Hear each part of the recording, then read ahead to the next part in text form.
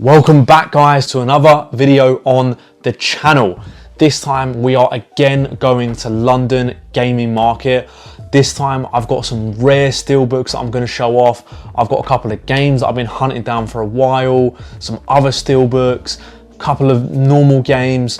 So enjoy the montage. You're going to do a bit of a voiceover. I'm going to take you through what I saw at London gaming market, so stay tuned.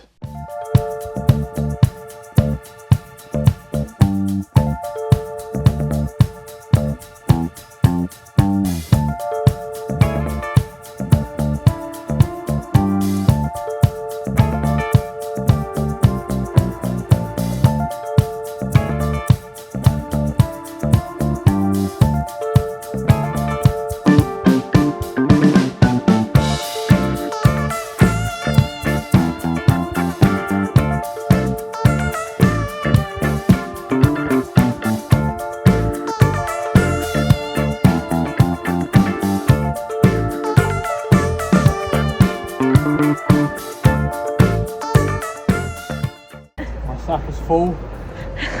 Your sack is full. My sack is full. My other sack is drenched in sweat. Boy. It was so hot. We made it. Alright guys, so these are the games that I picked up at the London gaming market. So there is 8 games in this haul. And as well, I am also going to show off, I got a couple of games from Amazon, so we're going to go through that as well. A little sneaky one for you. I'm going to sneak this one in there as well, so hopefully I didn't just show my address. And yeah, let's get into it. Right, first pickup. This is going to be a random order because I haven't put these in good order. So this is Borderlands 1. I think this is known as one of the best games ever made. It sold countless copies. This is just one of those games that everyone has in their collection. Everyone's played. I haven't actually played this properly myself. I have played it sort of around a friend's house when I was a kid, but I've never got into this. I know the front cover is so iconic, that sort of finger gun that he's shooting there, and then the whole, it's like a rip on the back, and you can see sort of bandits in the back there on their cars. This is very Mad Max vibes I get from this quite a lot. On the back, I can't fucking read it because it's in a different language. I think it's in, yeah, it's in French. Le coupe est son milieu. Yeah, I got the baguette version of Borderlands. This is a theme throughout this video. I think I got a bit excited that I found, like, this is a slipcover. You know, if you've watched the channel before, I'm a little slipcover slut, as some would say. Huh? I just picked it up randomly. I didn't read it. I just saw Borderlands, and I thought to myself, you know what, I need to play this game at some point. Little did I know, on the back, it was in French. So let's go through the story as well. So Borderlands was released in 2009, and it can be classed as an action role-playing first shooter kind of video game. So in this game, there's quite a lot of role-playing elements. You can choose from one of 4 characters, and each character will specialize in certain types of weapons or other things. You can obviously do main quests and side quests to gain money, experiences, and sometimes in-game items. And then you can assign those experience points to certain attributes in the game, and you can build your character from there. So the game's main story focus is on a group of these 4 Vault Hunters. They travel to this distant planet called Pandora to search for the Vault, which is rumoured to contain advanced alien technology and other priceless riches.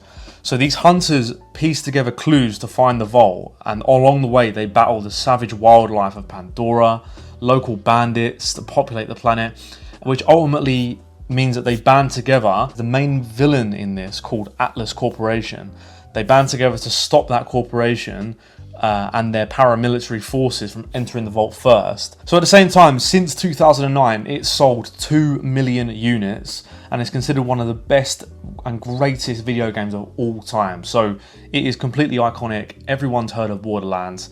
It's one of the reasons why I picked it up. I'm interested to see what it's like. Because it sold so well, they released 4 DLCs as well during its lifetime. So the first one they've got is The Zombie Island of Dr. Ned, released in November 2009. The next one is Mad Moxie's Underdome Riot in December 2009. The Secret Armory of General Knox in February 2010. And Claptrap's New Robot Revolution in September 2010. After that, there's also loads of other games that have come out as well. So there's Borderlands 2, there's Borderlands the pre-sequel, and there's Borderlands 3. As well, this has got a remaster, so I believe it's called the Handsome Jack Collection. And I think that has all the games in just one disc on PlayStation 4. If I really like Borderlands, then I will happily pick that up. And number 2. Steelbook version of Batman Arkham City. Now you might look at this steelbook and go, Kieran, what's the fuck? It has got loads of shit on it. And I would say to you, you're right. I don't know what was going on in my head. I thought this is what it was supposed to look like. Kind of looks like rain to me a little bit. I didn't realise that it's just rust. Yeah, it's just not in fantastic quality. I picked this up for £5. This was my first pickup of the day. I literally walked into the market, turned to my left. There was a stall there that had been there last time, and it was the first one I went to in my last video as well. Check that out, by the way, if you haven't seen it. And I said, how much is it? He said £5, and I was like, yeah, give me it, because I was looking for steelbooks. I was a bit trigger happy about buying this kind of stuff. I later saw this same steelbook at another stall, and it was in fantastic condition, and it was £10. So I got it 50% off, in a worse condition, but let's just say it's rain because it looks cool. Inside as well, this is what it looks like. Comes with a little manual as well. I really like this this design for Batman on here. It just looks so gritty. It's, he's been beaten up, he's wiping blood off his face, and it's just completely white as well, which it just brings a nice contrast to the black sort of shadows and in the blood as well. It draws your attention to that kind of thing, because I think Batman is, I'm not a massive DC Marvel kind of guy. I enjoy them, but I'm not like a super fan or anything. I know with Batman, he's just one of those superheroes that is gritty. He doesn't have any powers. He uses his trust fund to be a vigilante, I guess, but you don't normally see him bleed, but on the cover he's bleeding, so you're like, whoa, what the fuck? What's happened to Batman? I want to play. So I did buy this a couple of months ago, this one, from a different CEX hall. This is the Arkham Collection, so it actually does come with a remastered version of this game. So I'll obviously be playing this version because it comes with all the DLCs as well. It's just nice that I've picked up another steelbook for the PlayStation 3. I don't have a lot of steelbooks in my collection at all, and it's just nice to see them on the wall, especially for the PS3, because I feel like the PS3 doesn't have loads of steelbooks. So Batman Arkham City is actually the sequel to Arkham Asylum, which was, I believe, the first game in sort of the Batman Arkham series. This game's main storyline is actually quite different to what you'd sort of see in comics or on TV or other films. In this one, Bruce Wayne is actually incarcerated in Arkham City, which is the super prison in the Batman universe, which houses all of the supervillains. It's sort of in the decaying urban slums of Gotham City. So as you probably all know, Gotham City is the main place where Batman takes place. It's obviously a fictional city. And then in this, he obviously dons his alter ego, Batman. So when he's incarcerated in Arkham City, he becomes Batman, goes on a mission to uncover the secret behind a sinister scheme orchestrated by the facility's warden, Hugo Strange. So this game's in a third-person perspective. Batman is not alone in this one. It's actually quite a lot of bits in this game where he's allied by Catwoman. How shall we celebrate? I know a couple of poor, defenseless museums, but then again, I also know a couple of hotels. That's what I'm saying, there's crazy stuff that can happen with this game. But you can also play as Catwoman in this as well. She doesn't just help Batman. She's a main character. It's sort of like if you played the Spider-Man game where you play as Mary Jane. In this one, you can play as Catwoman as well, and there's sort of Catwoman missions that you can do.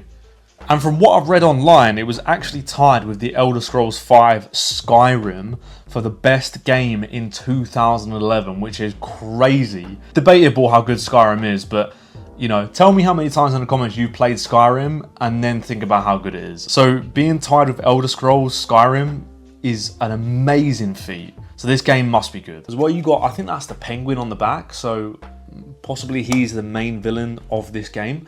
I've heard and seen gameplay that the fighting mechanics in this game are mental, like absolutely crazy. Like I've played Spider-Man 1 and 2, and I've heard that that is inspired from the Batman combat system. Batman did it first and did it well. It's developed by Rocksteady as well, which is a game developer that is highly praised for their Batman games. They created all the Batman games.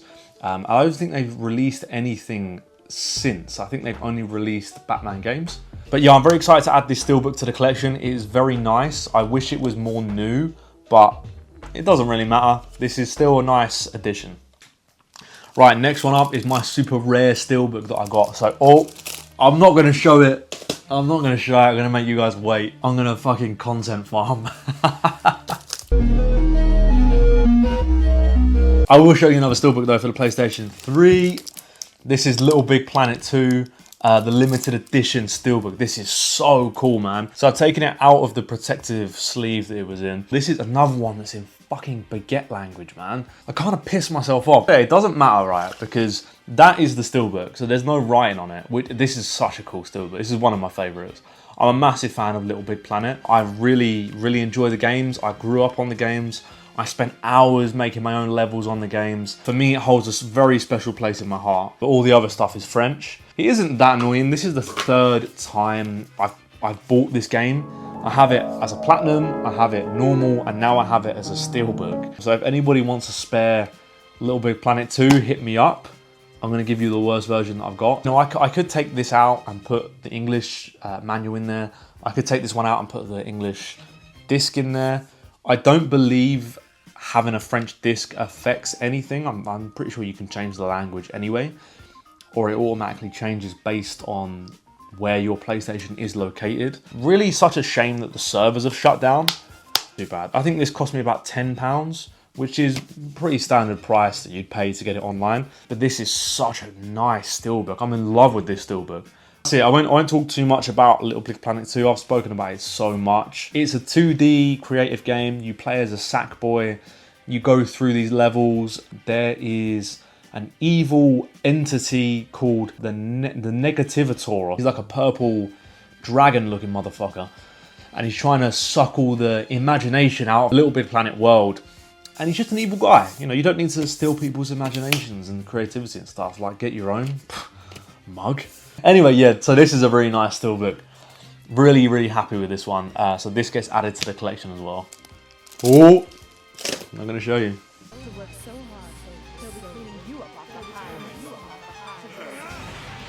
Right, this is a classic pickup. This is GTA 3.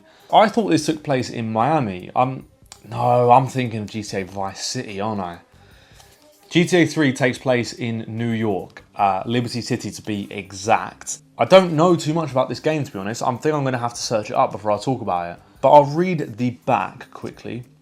So, Liberty City, USA, the worst place in America. You've been betrayed and left for dead. Now you're taking revenge, unless the city gets you first. Mob bosses need a favour, crooked cops need help, and street gangs want you dead. You'll have to rob, steal, and kill just to stay out of serious trouble. Anything can happen out there. Very simple description on the back. It was apparently #1 best-selling game on PlayStation 2, as the sticker says. That's the inside. So this has as well got a manual and a map. PlayStation 2 manuals are always so thick. This is one of the thinner ones, but so it says welcome to Liberty City on the bottom.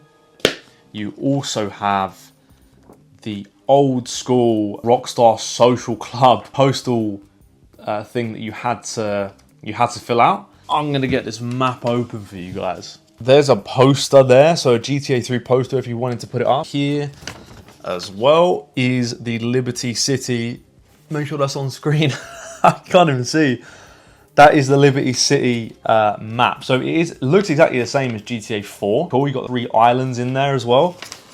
Yeah, it's nice. This looks very, very cool. Very retro in a way. I'm actually quite excited to play this. Quite excited to see how different it is from GTA 4. It's funny, the more I collect sort of PS2 games, the more I realise that I just haven't played enough. I never played enough PS2 games when I was a kid. I think a lot of creators especially my age. I'm 25, and a lot of guys around my age who collect and play games have played tons of PS2 games, but I have not played that many. There's actually quite a few that are massive staples of PlayStation 2 that I just haven't got into. Like GTA 3, I've never owned, I've never touched, I've never played.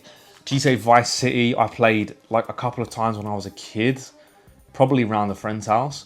I hardly played GTA San Andreas. My first GTA game was GTA 4, so for me that holds quite a deep place in my heart. That was my first introduction to GTA. Really one of my first like proper games that I played before getting into gaming. My dad let me play it when I was a kid, so I was really excited to just run people over. So maybe that explains a lot.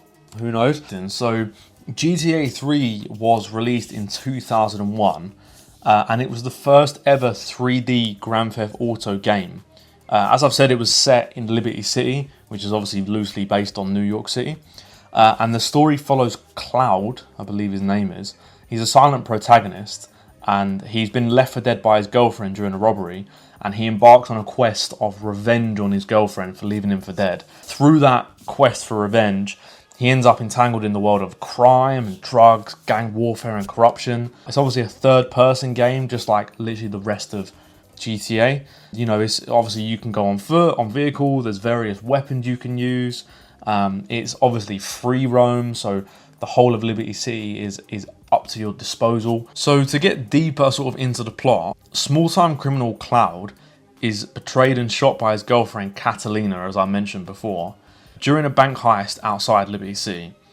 So when he gets arrested, he escapes because his transport bus gets intercepted by the Colombian cartel looking for another prisoner. So during his escape, Cloud befriends his explosive expert and fellow convict 8-Ball.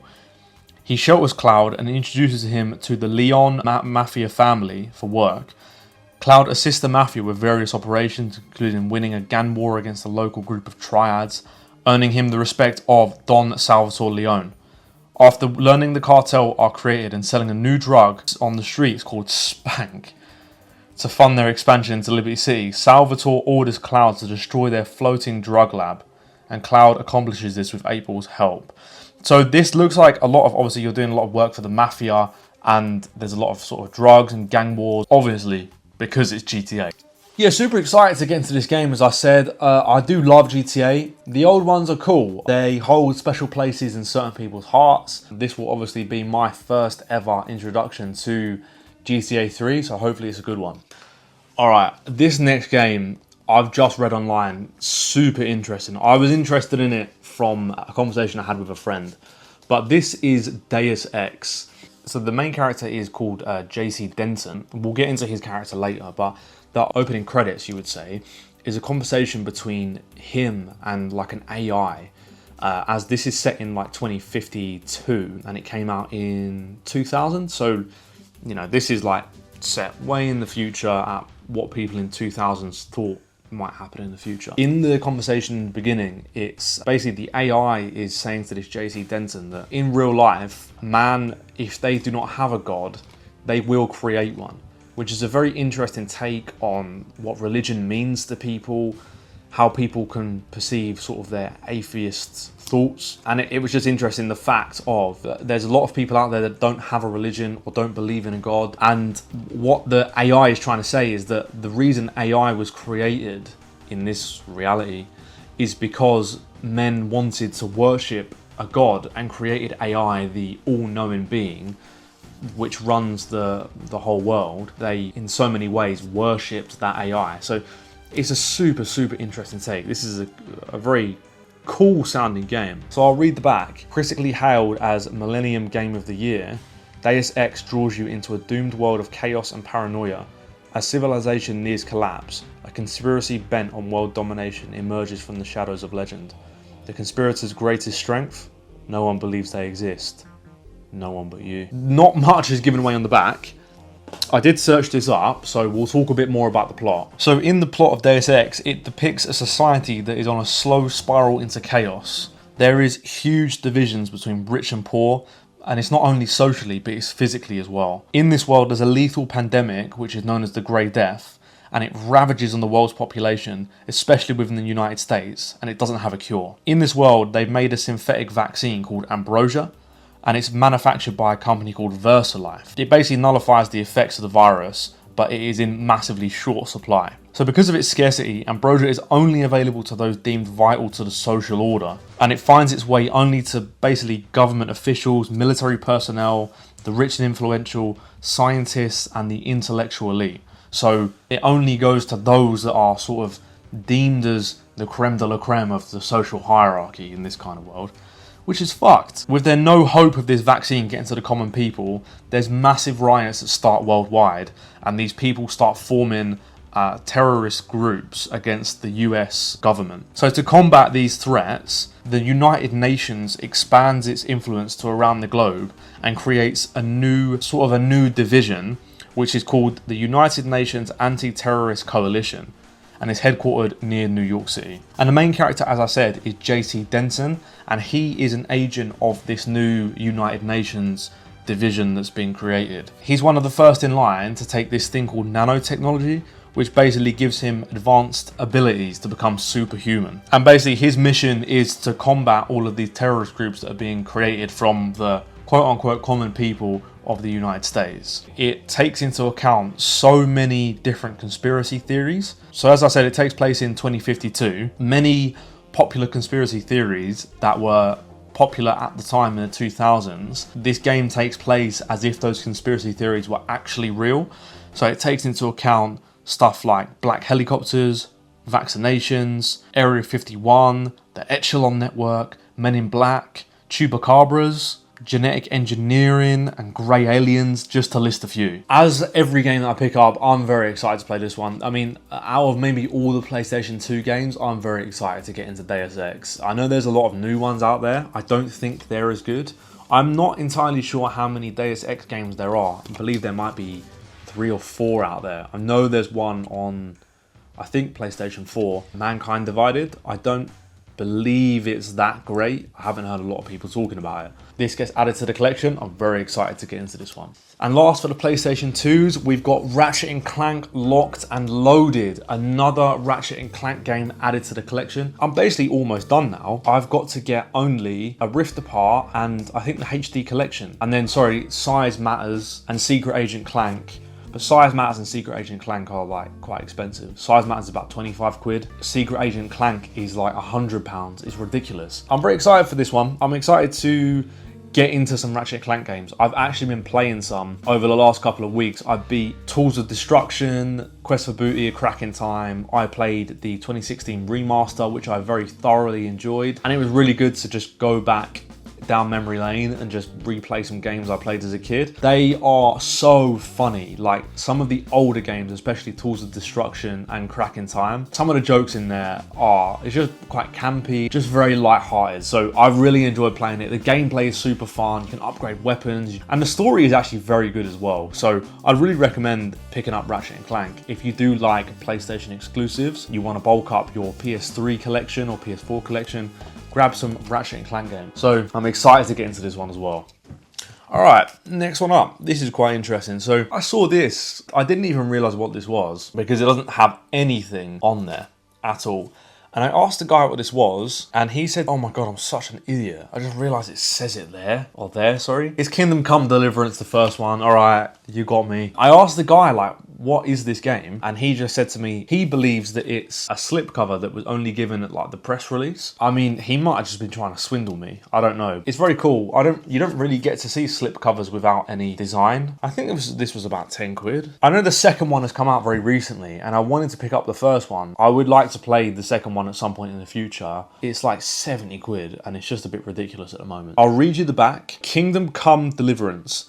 King, family, and revenge. Bohemia, 1403. The king is dead. Turmoil reigns over the country. Invading forces are spreading death and fear among the people. In the midst of the unfolding events, you, Henry, son of a blacksmith, are seeking revenge on the people who murdered your family and took away everything you ever held dear. Experience a story-driven, first-person role-playing game based on historical events and the fight for the future of your country. You can explore a vast open world and discover majestic castles and landscapes, solve quests with cunning skills and face the consequences of your decisions. Choose your weapon, master your skills, and engage in merciless battles. And because this is the special edition, it comes with Treasures of the Past, which adds new treasure maps and armor for Henry in the game. So the code is inside. Yep, it's not showing, so I can show it on camera. The disc is basically a copy of the front. There is no manual in there, obviously, with all newer games. This is basically the slip. It's got the code on the back for the DLC. Hopefully it works. Hopefully no one's used it. You know, I'm a sucker for a slipcover, guys. As I said, I'm a sucker. This is probably going to look really shit on the shelf because it's got no thing on the side. It's a bit of a unique one. I'm quite into like fantasy stuff. I very much enjoy Skyrim. This is probably a lot more realistic than Skyrim. You know, dragons and giant spiders and spells and shit. The second one is getting such a good rep, and I don't think that could have been done without having a solid first game. It's going to be interesting to see what this game is like. So basically the whole plot of this is Henry, as I just mentioned, the main character. He is the son of his dad, fucking obviously. Oh my god, that has to be one of the most obvious things I've said on this channel. Oh fuck, mate. Sorry, I need to wake up. Right, his dad, he's the son, and his dad is his father, which is crazy to me. Massive plot twist, massive spoiler if you haven't played the game. Basically, he has a blacksmith father who teaches him how to be a blacksmith and create swords. They create swords for who I believe is the king of this Bohemia land. And because the king comes to visit that village to see the sword, it gets ambushed by an opposing side to the king. Henry's parents both die, and then he sets out to become a soldier, get revenge on the people who killed his mum and dad. Pretty much, it's a revenge story set in 1403, so it's massively medieval times. He obviously no guns, it is just horses and swords and knights and shining armor. You know, I believe this game has got a lot of dialogue trees in it. It reminds me sort of The Witcher 3. Choices have a major effect on what happens in the game way later on. Hopefully it is one of those games, because I really enjoy your choices have such a weight and the developers really think through how your choices can affect certain things a lot later down the line, not just the immediate reactions. So I'm really excited for playing this game in sometime in the future. All right, guys, rare steelbook time. This is the moment you've all been waiting for. It's gonna be in the fucking title because I'm trying to clickbait you motherfuckers. Here it is. Oh baby boy, look at that little mini PlayStation 1. So I picked this up and I was like, what the hell is this? If I open it up for you, that's what's inside.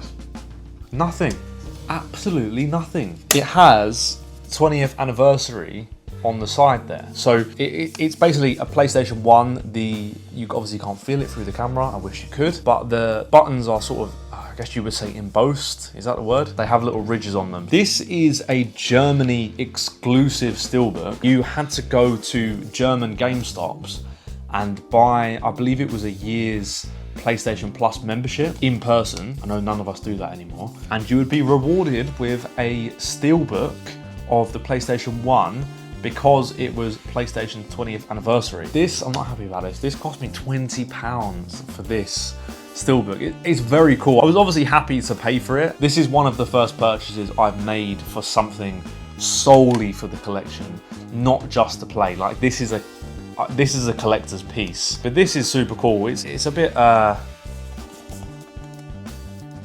yeah. It's one of them. I've seen on eBay these go for like 50 quid new. So £20 is not bad.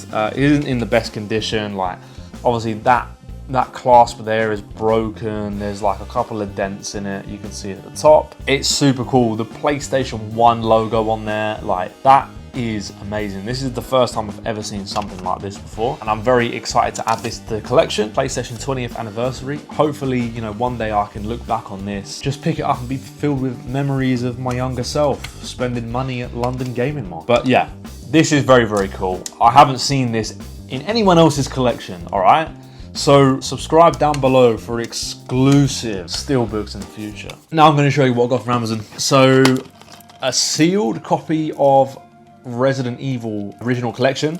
So this has one of my favorite games ever in it. This is the remake of Resident Evil 1. I do have this digitally, but I really wanted it on disc. For the remake, I think this is the only way you can get it on disc. It comes with Resident Evil 0, which is on the back there. I think this is a prequel to Resident Evil 1. I'll read you the back, it doesn't really explain too much. Resident Evil Origins Collection. Available together for the first time, experience 2 of the games that gave birth to the survival horror genre. Completely remastered with bonus content. Uncover the secrets behind the mansion incident at the heart of Resident Evil series storyline. Yeah, so this is very interesting. I believe Resident Evil 0 takes place on a train.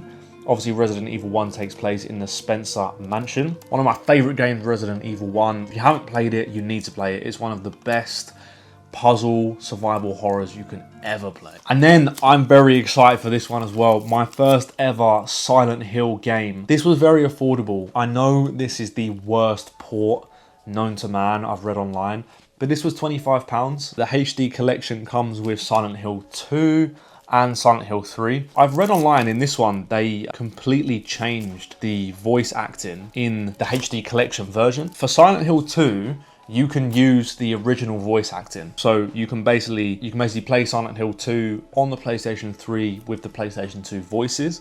Whereas Silent Hill 3, you cannot do that.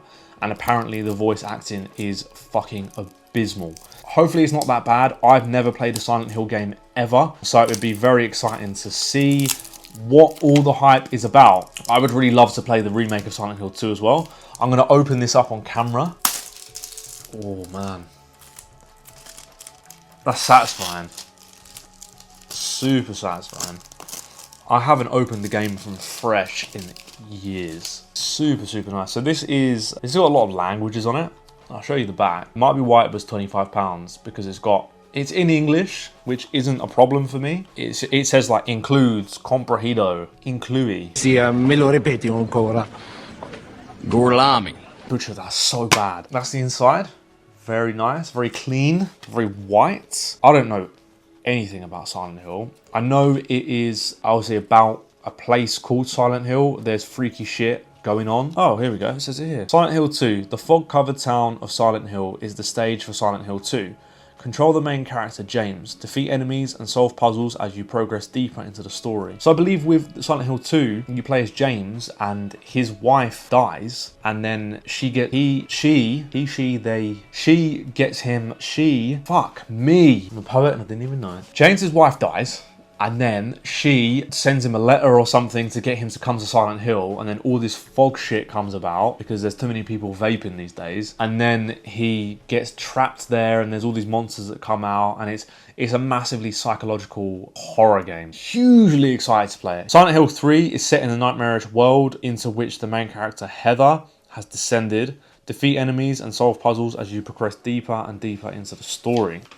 Cool, so you can tell this is a foreign copy, obviously, by the age rating on the bottom. It's not a problem for me either. Normally in England, we have the PEGI system. Everywhere else in the world, they have like M for mature. So this is 17 plus. So lucky I'm 25. Yes, I can play this game. My parents can't tell me not to.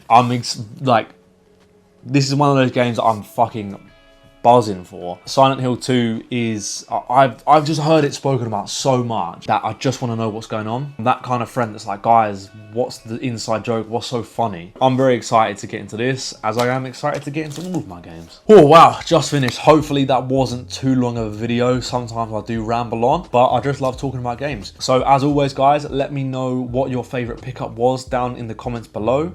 If you like this kind of content, I'm doing this kind of stuff all the time. So if you want to go down below, hit the subscribe button, leave me a comment. I'd love to read your guys' comments and reply. Hit a like button as well. And hopefully I'll see you in the next video. See ya!